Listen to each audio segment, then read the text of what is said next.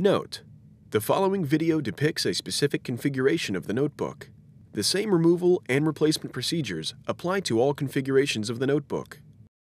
Before you begin, remove the battery, optical drive, if installed, service cover, memory modules, wireless module, keyboard,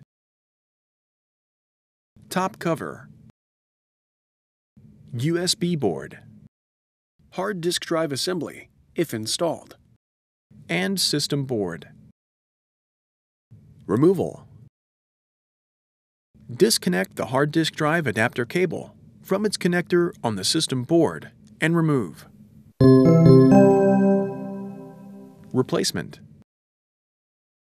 connect the hard disk drive adapter cable into its connector on the system board.